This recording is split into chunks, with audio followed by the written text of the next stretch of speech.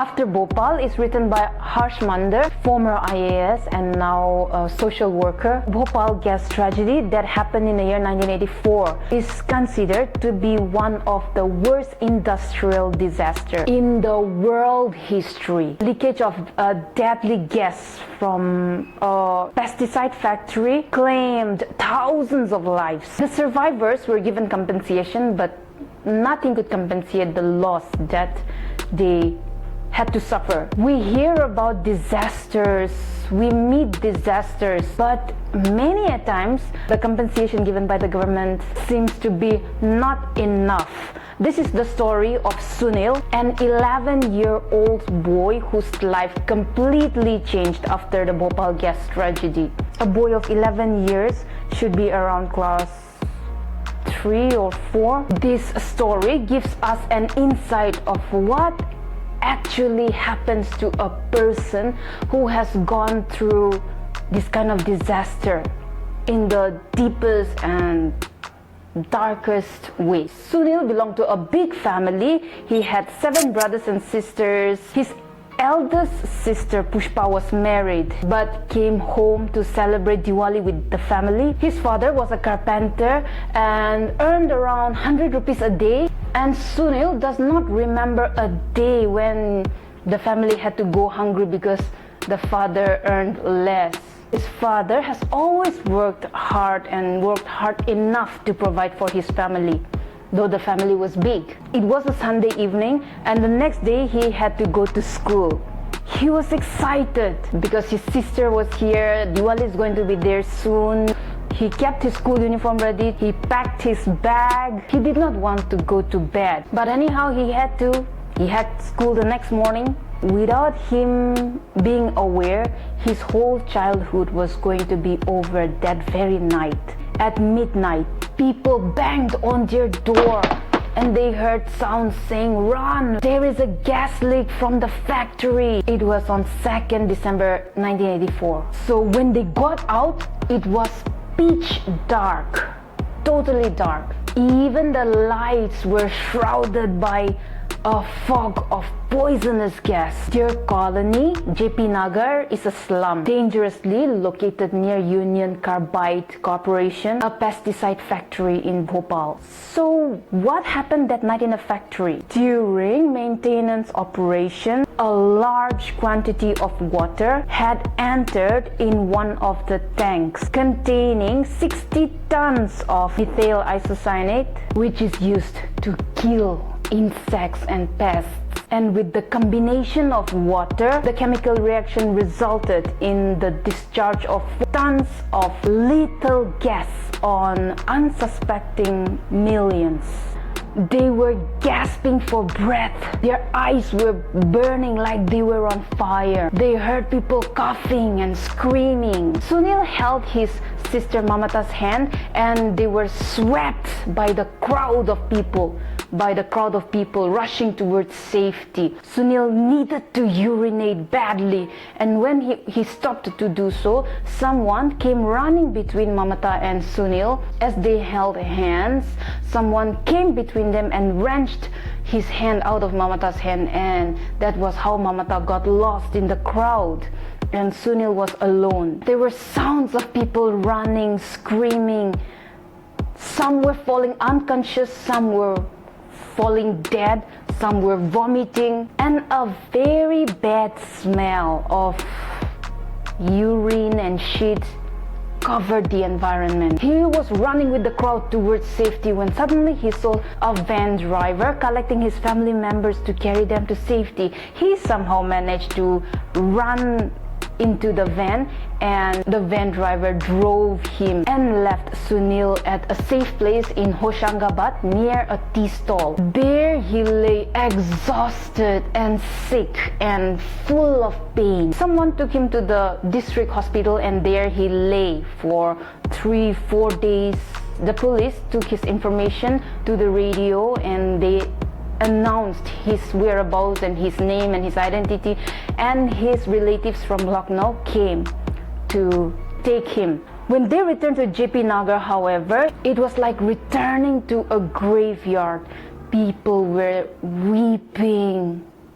some sick, very sick, and about to die. The volunteers were helping the people around, carrying the dead bodies, giving food and supplies. His mother is said to have died with their little 8-month-old infant in her hand.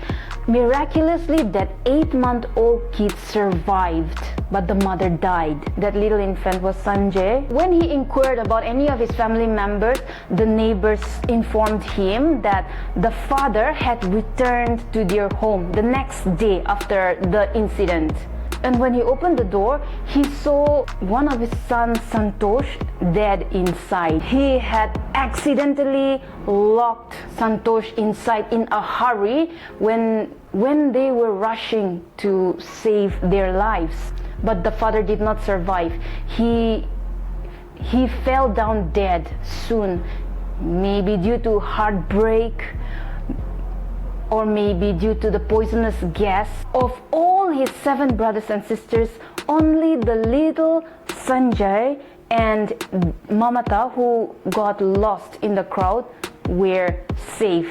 At the age of 11, obviously his father and mother and his elder brothers and sisters would have never given him to take up big responsibilities.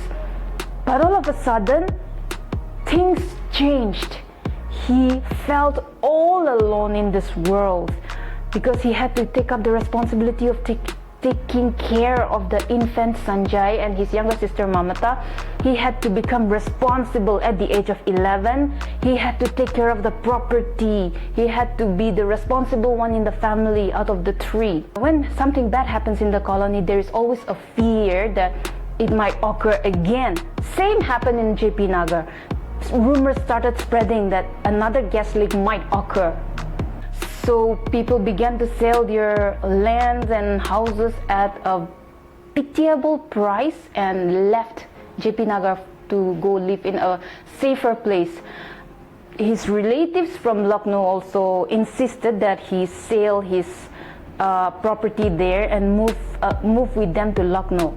So they sold everything except the house in JP Nagar and left for Lucknow. But after 6 months, he returned to JP Nagar along with Sanjay and Mamata because the relatives there were using Mamata as a servant. And he had to act and think like a father to Mamata and Sanjay, and his father would never let Mamata become a servant like that. So he took his younger brother and sister and moved back to JP Nagar. The neighbors sometimes helped Sunil to take care of Sanjay and Mamata, but for how long? They have their own problem to tackle. Sunil decided that he would sacrifice his studies for the sake of Sanjay and Mamata. He sacrificed his education. When government distributed 10,000 rupees for the compensation of each family members that died in the tragedy, Muhammad Ali, a friend of Sunil, helped him to acquire the compensation money, and he got 70,000 for the dead 7 members of his family, out of which of course 10,000 went to Pushpa's husband. 11-year-old kid, 60,000 rupees. If we imagine an 11-year-old kid getting 60,000 rupees, he could never use it correctly, but he only had his brother and sister's welfare in his mind. He put the money as fixed deposit in the bank and withdrew 850 rupees, that is the interest, for the monthly expenses. 2 years later, someone from Women and Child Development Department came and suggested Sunil to send his brother and sister to a hostel in Indore. It was very hard for him to part with Mamata and Sanjay because they were the only family he had now. He grew up in a very big family and suddenly everyone is gone, and now Mamata and Sanjay had to go to hostel. It was going to be very difficult for him, but for the betterment of the siblings, he agreed. On the other hand, a rigorous battle was being fought on the behalf of the survivors of Bhopal gas tragedy in the courts of India and USA. The government fought on the behalf of the survivors under Bhopal Gas Leak Act, March 1985. The government filed a lawsuit of more than $3 billion in the Federal Court of New York. The government also selected Sunil as the star witness because he was a child and lost all his family members in the Bhopal gas leak tragedy. Sunil was frightened, at the same time excited to think that he would be flown to New York courts. But he agreed and he flew to New York with government officials, and he was treated very well, given the best treatment in luxurious hotels, elaborate dinner. Sunil went to the court, told his story, and flew back home. But after he had done his work as a star witness, after he came back to JP Nagar, he was totally forgotten by the government. Later it was learned that the case was returned back to India because of its non-forum convenience, under which the Union Carbide had to submit to the jurisdiction of Indian government. And the government settled the case with Union Carbide, paying $470 million, which was considered to be a very less amount comparing to the compensation required by the victims of the Bhopal gas tragedy. There was a wide protest against the betrayal of the Indian government by different kind of organizations and individuals, and even the members of parliament. Thus, the Supreme Court finally settled the case in 3rd October 1991. According to this, the payment of the Union Carbide was upheld, plus Union Carbide would finance 500 hospital beds, and the government would pay any shortfall in the payment of compensation. Coming back to Sunil's forgotten life, the SOS villages, or the affected villages, established a settlement where Mamata and Sanjay were transferred, and Sunil was allowed to visit them once every month. He looked forward to these visits. These were the moments of light amidst his loneliness. Sunil, with the help of his friend Muhammad Ali, received his full claim of monetary assistance. Muhammad Ali was a faithful friend of Sunil who worked in a cloth factory. He would take off from work to help Sunil. Sunil finally received a compensation of 700,000 rupees. With that, 100,000 he spent in purchasing a minibus, and the remaining he put in the bank for Sanjay and Mamata's security for the future. The minibus brought him 5,000 rupees per month. That went on only for 6 months, because after that, the police arrested the minibus driver and the conductor for smuggling drugs, smuggling opium. It became very difficult for him to return to his empty house every day. He worked with the organization called the Children Against Carbide. Sunil recalls these activities with the group. He joined the organization out of excitement in organizing protests, rallies, and also for companionship. He felt so lonely coming back to his house that he moved in with one of his activist friends called Satyu. A year later, in 1992, the government opened a colony called the Widows Colony, where houses were allotted to the orphans and the widows of and survivors of the Bhopal gas tragedy. Sunil qualified and got a house in Widows Colony. By now, Sunil must have been 19 or 20 years old. He was reaching his manhood, and he had become uncommonly rich. People knew about the compensation that he received, and he was also receiving a lot of money. Thus, he had many friends. He started drinking, maybe to fill the emptiness in his heart. His friends invited him to join a Hindu communal organization, but soon he found out that this communal organization was full of untruths and hatred towards the Muslim community. So, though he himself was a Hindu, he felt uncomfortable to be dealing with hatred and lies and going against another religion. Many people at the age of 18 and 19 or 20 would be easily lured into this kind of organization, and it would be very hard for someone of that age to resist his own group, because they want to feel the belongingness into their own community, into their own tribe, into their own group of friends. But not Sunil. He may be illiterate, he may be uneducated. He has inner wisdom and maturity to see the wrong and to unfollow his own friends. Because at the end of the day, those are just fake friends. He is a loyal friend to Muhammad Ali, and so is Muhammad Ali. Muhammad Ali was also faithful to Sunil and sacrificed and helped him a lot in so many ways. Learn to differentiate your fake friends from the true friends. So when Sunil unfollowed the Hindu communal organization, obviously they started hating him. They started spreading bad rumors about him and about his character. People started looking down on him without knowing the truth. His friends from the Hindu communal organization tried to persuade him withdrawing the money that he had saved in the bank, but he was stubborn to say that no, this is for my brother and sister, I'm not going to touch the money. Feeling very lonely and having no one to share his worries or no one to understand him, Sunil felt very, very depressed.